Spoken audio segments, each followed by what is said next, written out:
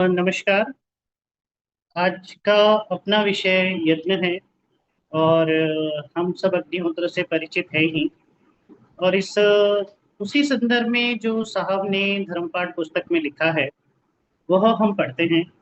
और यह सिर्फ अग्निहोत्र के विषय में नहीं है, साहब ने पूरे यज्ञ के विषय में ही लिखा है। जो वैदिक यज्ञ होता है उसके विषय में ही यह पूरा चैप्टर लिखा है। साहब कहते हैं, धर्म आचरण में प्रथम स्थान यज्ञ को मिला है, सिर्फ इसलिए कि मनुष्य का नैसर्गिक स्वभाव उसे अपनी सांसारिक, जागतिक या व्यवहारिक इच्छाओं की पूर्ति की ओर अग्रसर करता है।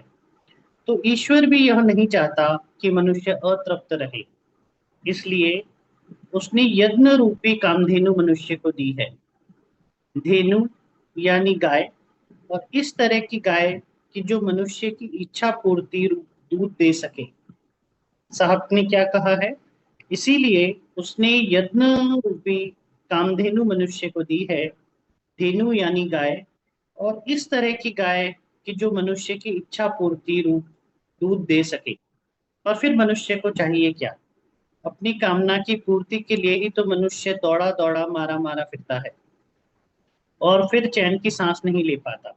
और यह कार्य जब सिर्फ धर्म आचरण के द्वारा पूरा हो सकता है तो फिर बेमतलब की व्यर्थ दौड़ धूप की जरूरत नहीं रह जाती। पहले जब वास्तविक धर्म का आचरण हुआ करता था तो अग्निहोत्र से लेके अश्वमेध तक जो नानाविध छोटे बड़े यज्ञ याग आदि क्रियाएं की जाती थी, और इसी कारण मानवीय जीवन का व्यवहारिक भाग सुखी रहता था, जिससे फिर वह ईश्वर शक्ति को पहचानने का जो मार्ग, जो तप, वह करने को उत्सुक हुआ करता था। यही धर्म राज्य था, स्वर्ण युग था। यानी कि यज्ञ से मनुष्य की व्यवहारिक इच्छाओं की पूर्ति जब हो जाती थी तो वो आगे के मार्ग, यानी कि ईश्वर को जानने की मार्ग जो तप से अर्जित होता है उसकी तरफ प्रवृत्त होता था, यह साहब कहते हैं। परंतु बाद में स्वार्थी तत्वों के अधिक पनपने के कारण यज्ञ में निरीह जानवरों की बलि देने की प्रथा चल पड़ी।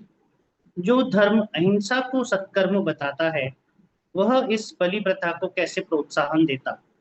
जानवरों के मांस को यज्ञ का प्रसाद माने जाने लगा, और जब मांस यूं आया तो मदिरा क्यों चूकती। यज्ञ का यूं एक मजाक बन गया। तब यज्ञ ना हो यह ठीक समझा गया, जो हम भगवान बुद्ध के जीवन काल से समझते हैं कि उन्होंने जो यज्ञ थे जिनमें पशु बलि दी जाती थी उनको बंद कराया, क्योंकि वैदिक यज्ञ पूरी तरह बंद हो चुके थे। वैदिक यज्ञ हो ही नहीं रहे थे। इसलिए उन्होंने कहा, अगर किसी का अच्छा नहीं हो सकता तो बुरा ना हो, इससे इसके लिए आवश्यक है कि ऐसे यज्ञ को बंद करा दिया जाए। वैसे यज्ञ सारी दुनिया में होते थे। यह तो आज भी विदेशों में यज्ञ वेदियां विद्यमान है, इस पर से सहज सिद्ध होता है। परंतु यज्ञ का जो प्रकार विकृत हो चला था, भद्दा हो गया था, इसीलिए यज्ञ प्रथा मिटती चली गई और नए नए तरीके धर्म के रूप में लोगों को बताए गए। परंतु जो काम यज्ञ द्वारा हो सकता है वह दूसरे किसी तौर तरीके से हो ही नहीं सकता। साहब कहते हैं कि जो काम यज्ञ द्वारा हो सकता है वह दूसरे किसी भी तौर तरीके से हो ही नहीं सकता। इसीलिए अब यज्ञ संस्था फिर से शुद्ध स्वरूप से चालू होवे, शुद्ध तरीके से चालू होवे, यह जरूरी है। और इसी में जगत का कल्याण है। तो साहब क्या कहते हैं, परंतु जो काम यज्ञ द्वारा हो सकता है वह दूसरे किसी तौर तरीके से हो ही नहीं सकता। इसीलिए अब यज्ञ संस्था फिर से शुद्ध तरीके से चालू हो, यह जरूरी है। और इसी में जगत का कल्याण है। तो सबसे पहले प्रथम और अत्यंत महत्व की बात यज्ञ के बारे में यह है कि किसी भी जीव के मांस से यज्ञ का कुछ भी संबंध नहीं है। फिर चाहे कोई भी धर्माधिकारी कुछ भी कहता रहे और चाहे किसी भी धर्म ग्रंथ में कुछ भी लिखा होवे, यज्ञ किसी की भी हत्या करना नहीं सिखा सकता, ना सिखाता है। यह बात हर मनुष्य के दिल में साफ तौर से स्पष्ट हो जानी चाहिए। यज्ञ संस्थाओं का यूं धीरे धीरे जब लोप हो गया या लोगों ने शुद्ध तरीके से यज्ञ करना बंद कर दिया, तो क्या दिखाई देने लगा? इक्के दुक्के कहीं कहीं अग्निहोत्री, जिनका प्रचलित स्वरूप हम अग्निहोत्र लेख में लिख चुके हैं, या अग्नि पूजा, या वृक्ष पूजा, या गाय पूजा, यानी जो यज्ञ के साधन हैं उनकी पूजा होने लगी, और वह भी धर्म के रूप में। परंतु साधनों की पूजा से साध्य कैसे सिद्ध होगा? यदि एक नगर से किसी एक महानगर को आप जाना चाहते हैं, तो वहां पहुंचने का साधन है मोटर, रेलगाड़ी या हवाई जहाज। तो इनमें से किसी एक की या तीनों साधनों की पूजा आप जिंदगी भर करते रहेंगे तो भी अकारक ही जाएगी। इन साधनों का उपयोग करना ही पड़ेगा, तभी आप उस महानगर को पहुंच सकेंगे। वैसे ही यज्ञ के लिए जो सिर्फ साधन मात्र हैं, उनकी पूजा से यज्ञ का फल नहीं मिल सकता। उसके लिए तो यज्ञ ही करना पड़ेगा। यह साहब कहते हैं कि आज जो प्रचलित पद्धति थी उस पे लोग साधनों का की पूजा में लगे हुए थे, जबकि साधनों की पूजा से कुछ अर्जित नहीं होगा। अर्जित तो यज्ञ से होगा, जिससे हम अपना जीवन यापन सहज सुचारू रूप से चला सके। सारी दुनिया के लोगों को जो सत्य धर्म, मानव धर्म हम बताते हैं, उसका यज्ञ एक अंग है। उसका यज्ञ एक अंग है। तब यह तो अपने आप सिद्ध है कि यज्ञ वृक्ष या गाय नामक जानवर हर देश के हर कोने में मिले, और ऐसा ही है। यज्ञ के ये सब साधन हर जगह मौजूद हैं। यज्ञ वृक्ष जिनकी लकड़ी जंगल से काटकर जलाओ लकड़ी के रूप में बाजार में बिकती है, साथ ही यह वह वृक्ष भी नहीं जिनका बीज मनुष्य को बोकर इन्हें उगा सके, नहीं। वे वृक्ष अपने आप शहरों, गांवों, जंगलों में उगते हैं और अपने आप बड़े होते हैं। इन वृक्षों की अग्नि और इन्हीं की आहुति यज्ञ के लिए चाहिए, यानी यज्ञ का यह साधन भी ईश्वर प्रदत्त ही है। और साहब ने एक चीज और लिखी है जो हमने मिस की है, कि मनुष्य को दिया हुआ खाद पानी तक की इनको आवश्यकता नहीं होती। जो ये वृक्ष है, ये जो यज्ञ के लिए जो लकड़ी का उपयोग हम कर सकते हैं, वैसे पेड़ों को कभी भी ना तो खाद की आवश्यकता होती है और ना ही उन्हें कभी भी उगाया जाता है, वो स्वतः ही उगते हैं। दूसरी चीज जिसके बगैर यज्ञ हो ही नहीं सकता, वह है गाय का घी। दूसरा घी क्यों नहीं? इसलिए कि गाय के घी का यही एकमात्र ऐसा पदार्थ है कि जिससे जलाने के बाद उसकी बची हुई राख का वजन कुछ भी कम नहीं होता। यानी 1 किलो गाय का घी अगर जलाया जावे तो उसकी राख का वजन भी 1 किलो ही होगा। इस तरह की चीज दुनिया में दूसरी कोई भी नहीं, जो जल चुकने के बाद भी वजन में पूरी उतरे। यह है गाय के घी का महत्व। तो जब घी का और उसकी राख का वजन एक ही रहा, तो जला क्या? तो जो भी तत्व जला वही तो वातावरण शुद्धि का कारण है, और वही तो कामना पूर्तिदायक है। यही है गाय का महत्व। जो हम आज गाय को इतनी पूजा अर्चना करते हैं, उससे गाय का महत्व कभी स्थापित हो ही नहीं सकता। अगर व्यक्ति के जीवन में अग्निहोत्र का आचरण है, यज्ञ का आचरण है, तो स्वतः ही उसके मन में गाय के प्रति सम्मान, आदर जो भी आवश्यक है वह रहेगा, क्योंकि गाय कामधेनु है। उसके बिना यज्ञ संपादित हो ही नहीं सकता। खाली गौ माता कह देने से या गाय की पूजा करने से क्या होगा? गाय आपको यज्ञ रूपी गाय देती है।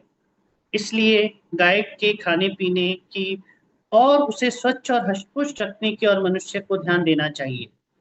अग्निहोत्र के लिए, ये बात अग्निहोत्र के लिए स्पेसिफिक साहब ने बोली है कि अग्निहोत्र के लिए तो लकड़ी की जगह गाय का गोबर का कंडा काफी होता है। अग्निहोत्र रूपी कामधेनु घर में बांध लेने के लिए अकेली गाय होना काफी है।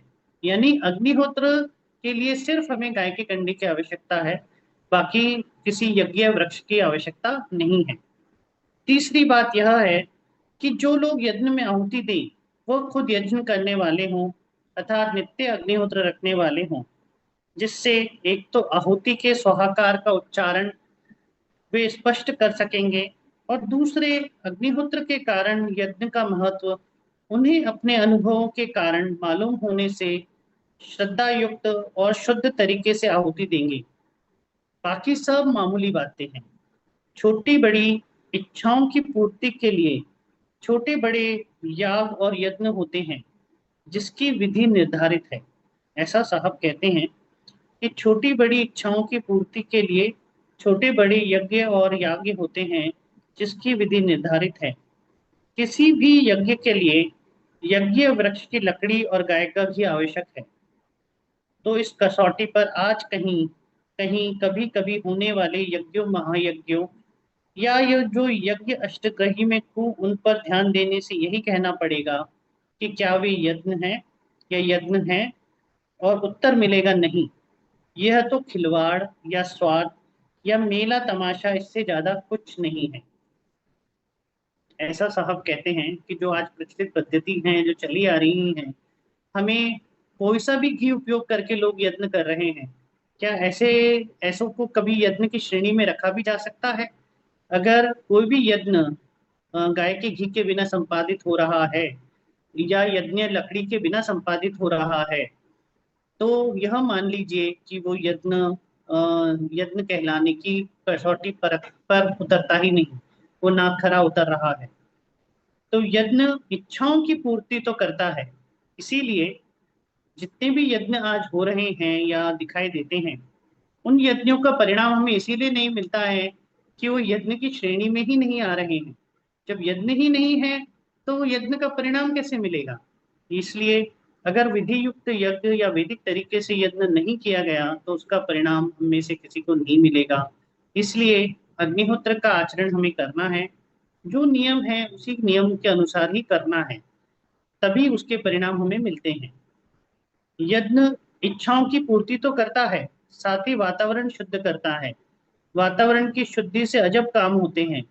निसर्ग प्राकृतिक ढंग से काम करने लगता है। इतना महत्व का होता है यज्ञ कि साहब कहते हैं वातावरण की शुद्धि से अजब काम होते हैं। निसर्ग प्राकृतिक ढंग से काम करने लगता है। मनुष्यों की वृत्ति अपने आप पलटने लगती है। सदाचार पनपने लगता है। असत्य का जो चारों ओर बोलबाला है, उसका स्थान सत्य लेने लगता है। और बहुत ही बड़ी बड़ी जागतिक समस्याएं विलक्षण ढंग से सुलझने लगती हैं। यानी कि यज्ञ सिर्फ यज्ञ नहीं है, इसके क्या परिणाम है यह देखना है। तो साहब ये क्या लिखा है? यज्ञ इच्छाओं की पूर्ति तो करता है, साथ ही वातावरण शुद्ध करता है। वातावरण की शुद्धि से अजब काम होते हैं। निसर्ग प्राकृतिक ढंग से काम करने लगता है। मनुष्यों की वृत्ति अपने आप पलटने लगती है। सदाचार पनपने लगता है। असत्य का जो चारों ओर बोलबाला है, उसका स्थान सत्य लेने लगता है। और बहुत ही बड़ी बड़ी जागतिक समस्याएं विलक्षण ढंग से सुलझने लगती हैं। यह यज्ञ का महत्व है। धर्म की यह विलक्षण और जबरदस्त ताकत अजमानी है। साहब कहते हैं कि धर्म की यह विलक्षण और जबरदस्त ताकत अजमानी है तो जगह जगह यत्न करने पड़ेंगे। यत्न संस्थाओं का पुनरुज्जीवन करना होगा, परंतु यह साधारण काम नहीं। इसलिए बहुत पहले हमने अग्निहोत्र का भाषण लेख लिख भेजा था। ज्यादा से ज्यादा तादाद में अग्निहोत्र शुरू हो, घर घर अग्निहोत्र की आहुति सुबह शाम दी जावे। यज्ञ का यह सबसे छोटा स्वरूप अग्निहोत्र है, और इसके आचरणकर्ता को यज्ञ का महत्व खुद के अनुभवों द्वारा पता लगेगा।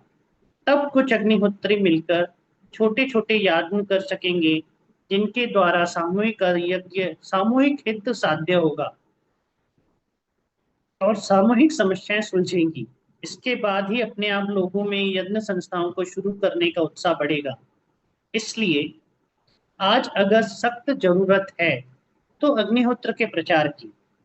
यही फिर से स्वर्ण युग का निर्माण कर सकेगा। आज फैली हुई अशांति, अनारोग्य, असमृद्धि, दुर्भिक्ष, शोक, अर्वक्षण इत्यादि से मुक्ति पाने के लिए कल्पवृक्ष की अत्यंत आवश्यकता है। ये कल्पवृक्ष क्या है? अग्निहोत्र का आचरण। और ऐसे कल्पवृक्ष का बीज अग्निहोत्र ही है, यह निश्चित जानिए। आज के युग में अग्निहोत्र जहाँ कहीं हमारे भाषण लेख से शुरू हुए, वहां हमारे बताए हुए अनुभव पूर्ण रूप से प्राप्त हो ही रहे हैं। अब इसका प्रचार अधिक गतिमान हो, इसी और हमें और आप सबको कदम बढ़ाना है। प्रचार हम करें और लोग अग्निहोत्र आचरण में लावें। यह उनकी धार्मिक कृति अपनी विशालता और महानता अग्निहोत्र आचरणकर्ता को बता के रहेगी, इसमें संदेह नहीं।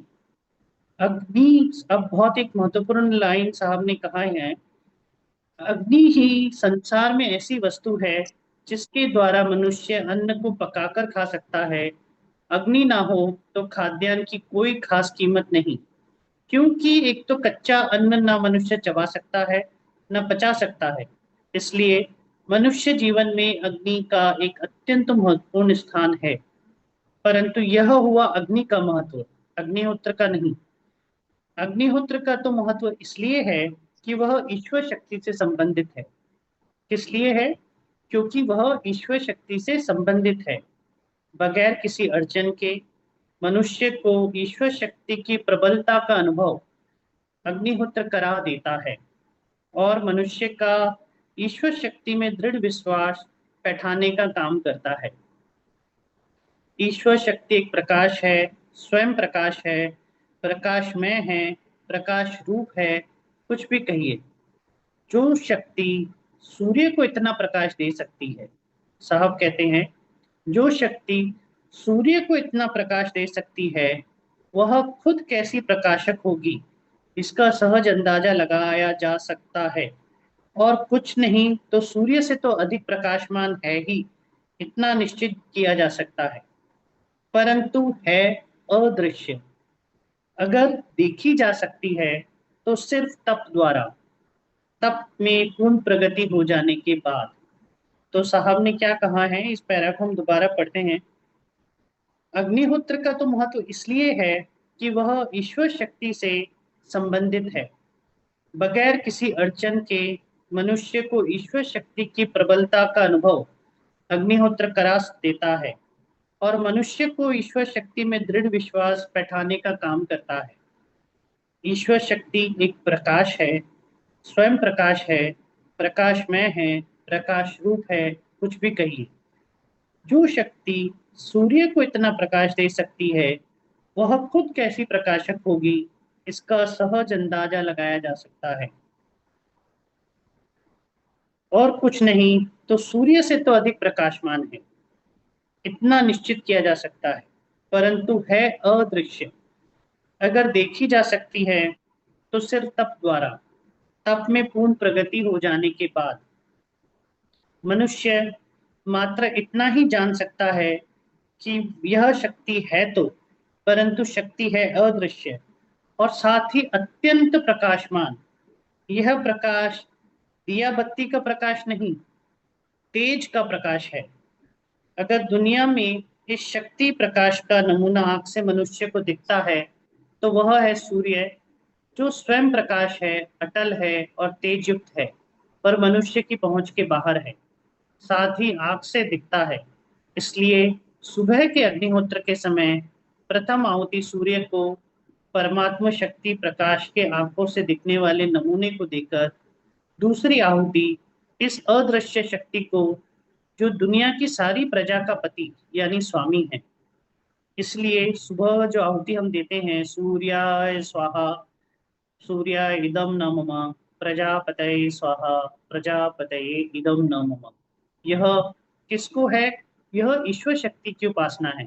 ना तो ये सूर्य की उपासना है, न ही किसी और की उपासना है, अग्नि की उपासना है। यह उपासना है ईश्वर शक्ति की। और ये जो आहुति भी हम देते हैं वो ईश्वर शक्ति को ही अर्पित करते हैं, सूर्य को नहीं और अग्नि को नहीं। सूर्य प्रकाश जैसा साधारण सा परंतु तेजयुक्त प्रकाश जो मनुष्य के पास है, जिसका उपयोग मनुष्य नित्य ही करता है, वह है अग्नि। इसलिए शाम को सूर्यास्त होने से ही प्रथम आहुति अग्नि को और दूसरी प्रजापति को। सुबह शाम जैसे मनुष्य खाना खाता है जीने के लिए, वैसे ही सुबह शाम यह जरूरी है कि वह अपनी कृति द्वारा उस ईश्वर शक्ति की आराधना करे, यह कहते हुए कि जो कुछ मेरा है वह असल में तेरा ही है और जो तुझे दे रहा हूं, उसके यह समर्पक शब्द दिखने वाले माध्यमों से उसे ईश्वर शक्ति से संबंधित करा देता है। इसीलिए हम कहते हैं ना, इदम न मम अग्नये इदम न मम प्रजापते स्वाहा प्रजापते इदम न मम। यानी कि जो कुछ है वो तेरा दिया हुआ है और तुझे ही अर्पित है। यह उस भाव को साहब अपने यज्ञ चैप्टर में लिखते हैं। इसीलिए उसमें शुद्ध विचार पनपने लगता है और वह चिंता मुक्त होने लगता है। जिस समय वह यह अपनी कृति करता है, उसके कुछ क्षणों पहले सूर्योदय व सूर्यास्त जैसी कृतियां हो चुकी होती है। इसलिए इन समयों का महत्व है। अब आखिरी में जो साहब कहते हैं वो बहुत ही विशिष्ट है, इसलिए इसको थोड़ा विचार मग्न होकर सुनिए। साहब कहते हैं, अग्निहोत्र की कृति बेजोड़ है। अग्निहोत्र की कृति बेजोड़ है। यह बगैर पूजा किए हुए महापूजा है। यह बगैर पूजा किए हुए महापूजा है। यह बगैर प्रार्थना किए हुए अत्यंत प्रभावी प्रार्थना है। ईश्वर शक्ति द्वारा संरक्षण प्राप्त कर लेने का साधन है। ऐसा साधन और कोई नहीं। साहब ने क्या कहा है? अग्निहोत्र की कृति बेजोड़ है। यह बगैर पूजा किए हुए महापूजा है। यह बगैर प्रार्थना किए हुए अत्यंत प्रभावी प्रार्थना है। ईश्वर शक्ति द्वारा संरक्षण प्राप्त कर लेने का साधन है। ऐसा साधन और कोई नहीं। और साहब लास्ट में कहते हैं, घर घर प्रचार अग्निहोत्र का होवे यही स्वरूप धर्म का। यही उस महान शक्ति से प्रार्थना है। यह साहब ने यज्ञ के विषय में लिखा है। और जो हम लोग उसका स्वरूप देखते हैं कि यज्ञ यानी दो छोटा आहुतियों का यत्न हमने किया, अग्निहोत्र में आहुतियां दिया, उसके परिणाम कितने ज्यादा हैं कि वह पूरे वातावरण को, मनोविचारों को, भावनाओं को, सब तक को प्रभावित वह करता है। इसलिए साहब ने जो मठ मंदिर में यत्न के लिए लिखा है वह हम पढ़ते हैं। साहब कहते हैं, यत्न शब्द का अर्थ यही है, कामधेनु ईश्वर ने दी है। जो हमने पढ़ा अभी भी कि कामधेनु है, यज्ञ मतलब कामधेनु है। कामधेनु ईश्वर ने दी है। हर इच्छा है पूरी करता, तभी कामधेनु कहलाता। जो चाहो सो पा सकते हो, इच्छा पूरी कर सकते हो। यही यज्ञ में दी है ताकत, यही यज्ञ का होता मकसद। छोटे बड़े सभी प्रकार के यत्न हैं होते तरह तरह के। छोटी बड़ी इच्छा पूर्ति के साधन होते यत्न सभी के। छोटा बड़ा यत्न होता है, खर्च भी कम ज्यादा होता है। वातावरण शुद्ध करता है, बड़ा कारगर यह होता है। वातावरण शुद्ध होने से प्रकृति करती काम नियम से, उलझने फिर सुलझने लगती, बाधाएं सारी हट जाती। शुद्ध विचार पनपने लगते, अपने आप हैं लोग सुधरते। जैसा कि अभी यज्ञ चैप्टर में भी हमने पढ़ा कि साहब ने कहा है कि लोग अपने आप परिवर्तित होने लगते हैं, कुछ मेहनत नहीं करनी पड़ती है। शुद्ध भावना जागृत रहती, प्रकृति को काबू में करती। महायज्ञ सबसे महान है, यज्ञ याग का लघु स्थान है। अग्निहोत्र सबसे छोटा है, मगर यज्ञ का फल देता है। अग्निहोत्र सबसे छोटा है, पर यज्ञ का फल देता है। घर घर अग्निहोत्र रखने से, चिंता मुक्त रोजी रोटी से, छोटी बड़ी सभी चिंताएं अग्निहोत्र से भागी जाएं। आशाएं पूरी करता है, अग्निहोत्र शांति देता है। आस्तिकता सज्जनता देवी, अग्निहोत्र संपन्न करावे। आशाएं पूरी करता है, अग्निहोत्र शांति देता है। आस्तिकता सज्जनता देवे, अग्निहोत्र संपन्न करावे। आदरणीय संचालिका जी का एक संबोधन मैंने सुना था, उसमें उन्होंने सज्जनता को बहुत ही विस्तृत में व्याख्या की थी। सज्जनता जो हम सामान्य अर्थ में देखते हैं, सज्जन मतलब एक अच्छा व्यक्ति, एक सज्जन व्यक्ति। लेकिन उन्होंने बताया कि यहाँ पे वह नहीं है। यहाँ पे जो साहब का भाव है वह है आस्तिकता सज्जनता देवे, मतलब सत जन, उसका ईश्वर का जन हो जाना, यह सज्जनता है। जो सामान्य अर्थ है वह नहीं है। यहाँ पर अर्थ है कि यज्ञ आपको ऐसी स्थिति में लाता है कि आप ईश्वर के जन बन जाते हैं, यानी कि सत्य जन बन जाते हैं। सत्य यानी सत्य, और ईश्वर के अतिरिक्त सत्य है क्या? तो ईश्वर सत्य है, और उसके जन अगर आप बन गए तो यही सज्जनता यज्ञ का महत्व स्थापित करता है।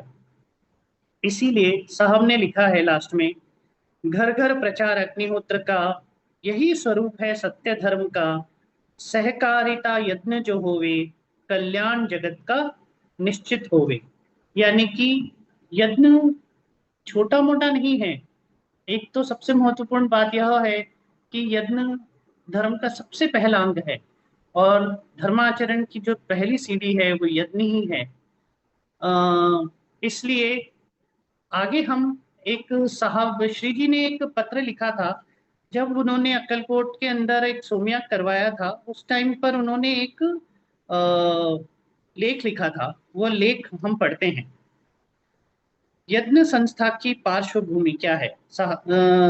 ये श्री जी ने लिखवाया था सोमयाग यज्ञ के बाद।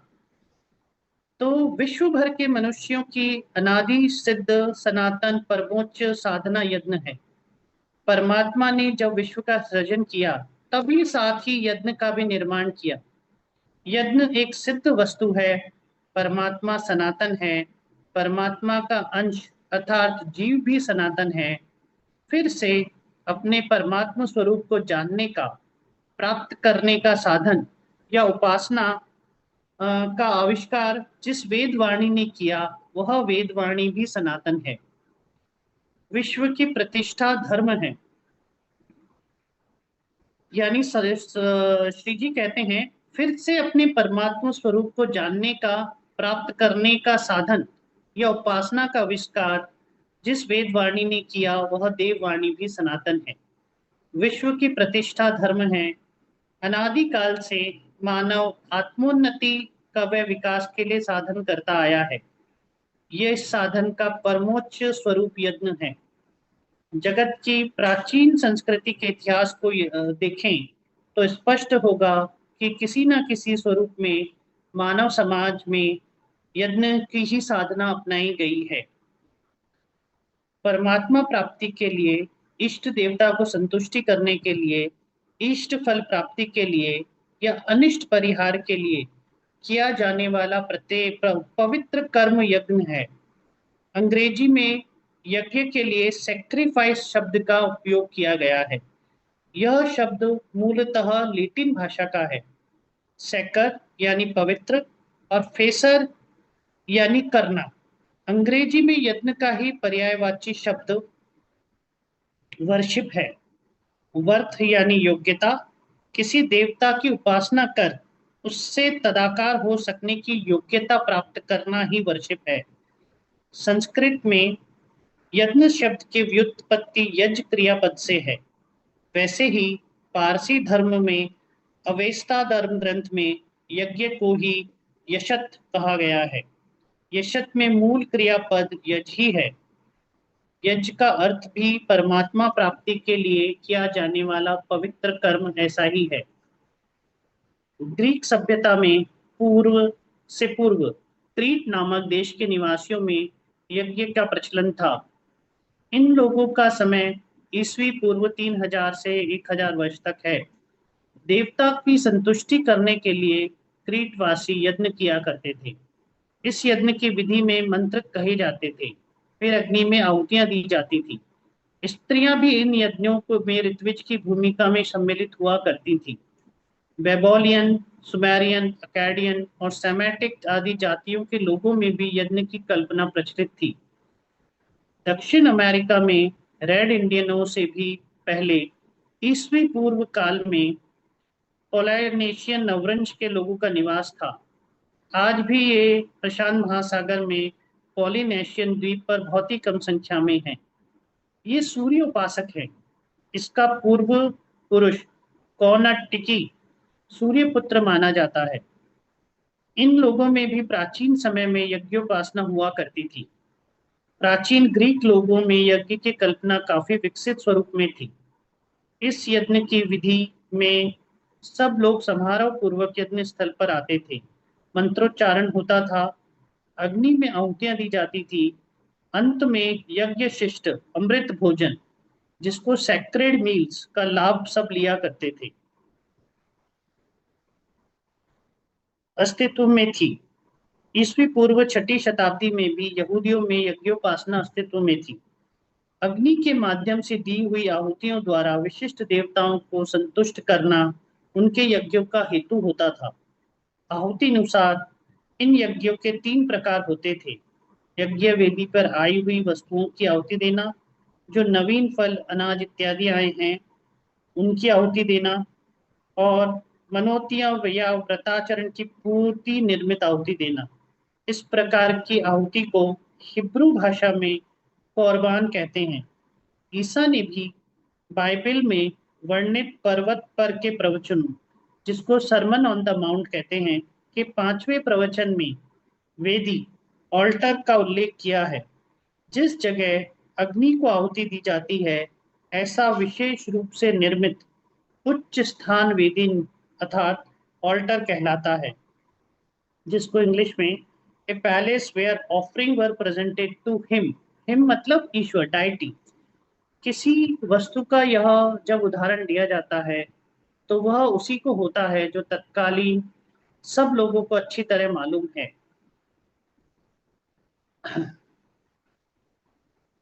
इसमें वर्णन है कि एक व्यक्ति वेदी पर अग्नि को आहुति देने के लिए उपायन गिफ्ट लाया है। उस व्यक्ति का अपने भाई के साथ कुछ झगड़ा फसाद हुआ होता है। तब ईसा कहते हैं, भाई के साथ अगर तेरा झगड़ा है तो फिलहाल तेरी यह भेंट यही वेदी के सामने रख दे।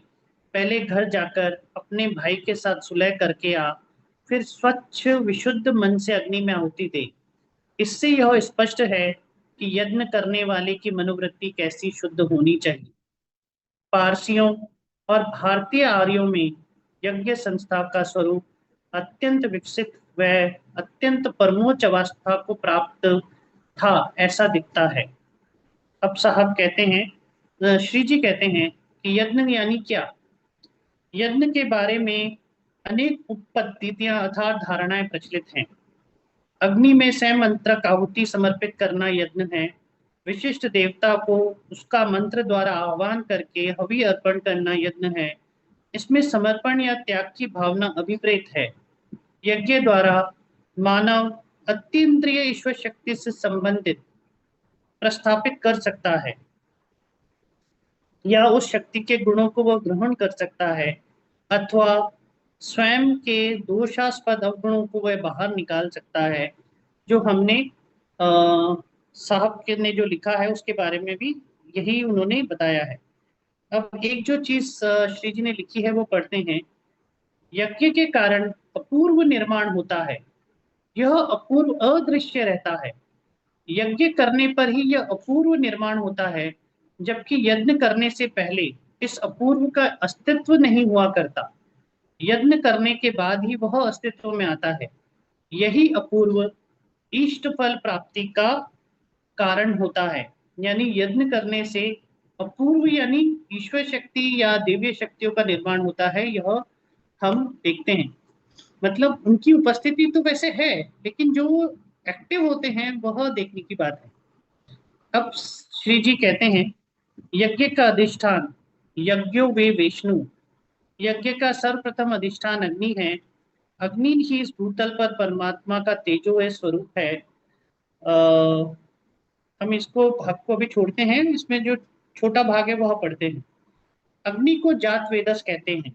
संपूर्ण ज्ञान अर्थात वेद अग्नि से निर्माण हुए। सब संपत्ति की प्राप्ति अग्नि से होती है। अग्नि को विश्व की उत्पत्ति का विशेष ज्ञान या रहस्य ज्ञात है। जिस प्रकार वह इस विश्व का वह आदि है, उसी प्रकार वह इस विश्व का अनंतम भी है। अग्नि ग्रह स्वामी है, ग्रहपति है। वह सब प्रकार की संपदा का, कामना और शांति का दाता है। इसी अग्नि से निर्मित समी वृक्ष के गर्भ में उत्पन्न अश्वत्थ के पीपल के वृक्ष से होती है, इसलिए पांडवों ने अपने शस्त्र अधिक तेजस्वी हो इस हेतु से अज्ञातवास के काल में समी वृक्ष की कोटर में उन्होंने रखा था। और हम जाने लास्ट सेशन में सुना था कि अग्नि, जो अग्निहोत्र की अग्नि है, वह स्वयं श्री जी हैं, यह हमने देखा था। तो इसी तरह से हम यज्ञ के बारे में आज जो पढ़ा है उसका समापन करते हैं और यह देखते हैं कि साहब कहते हैं कि हर कामना की इच्छा की पूर्ति का माध्यम अगर कुछ है तो वह यत्न है।